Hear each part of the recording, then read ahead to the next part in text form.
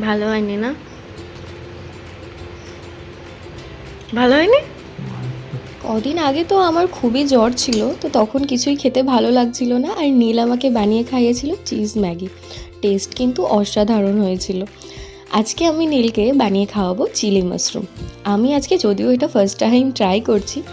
আসলে যতবার আমরা খেয়েছি বাড়িতে ফ্রাই করেই খাওয়া হয়েছে, আর এই চিলি মাশরুমটা আমরা ট্রাই করেছিলাম রেস্টুরেন্টে।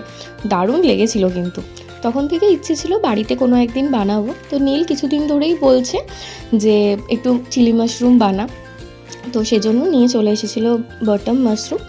এগুলোর গায়ে যে কালো কালো নোংরাগুলো থাকে ওগুলো ভালো করে পরিষ্কার করার জন্য আমি একটু বেশি করে জল নিয়ে তাতে নুন দিয়েছিলাম আর কিছুক্ষণ ভিজিয়ে রেখেছি। তারপর হাতে করে একটু ধুয়ে নিলেই পরিষ্কার হয়ে যায়। এরপর মাশরুমগুলোকে টুকরো টুকরো করে কেটে নিয়ে তার মধ্যে দিয়েছিলাম কিছুটা ময়দা, কিছুটা কর্নফ্লাওয়ার, নুন আর গোলমরিচের গুঁড়ো, আর সামান্য জল দিয়ে ভালো করে মাখিয়ে নিয়ে মিডিয়াম আঁচে ভালো করে ভেজে নিয়েছি। আর সাইডে কেটে রেখে দিয়েছিলাম পেঁয়াজ, ক্যাপসিকাম, কাঁচা লঙ্কা আর রসুন। তো আমার মাশরুমগুলো তো ভাজা হয়ে গেছে, তো কড়াইতে সামান্য একটু তেল দিয়ে রসুন কুচি আর কাঁচা লঙ্কা কুচিটা 5-10 সেকেন্ড একটু ভেজে নিয়ে কেটে রাখা পেঁয়াজ আর ক্যাপসিকামগুলোকে দিয়ে দিয়েছি। এরপর হাই ফ্লেমে ভালো করে ভেজে নিয়েছিলাম।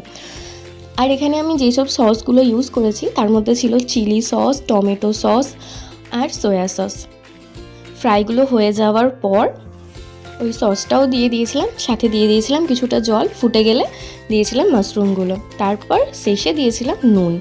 একদম শেষে নামানোর আগে 2 চামচ কর্নফ্লাওয়ার সামান্য জলে গুলে দিয়েছিলাম গ্রেভিটা ঘন করার জন্য। ব্যাস রেডি হয়ে গেছে আমাদের চিলি মাশরুম।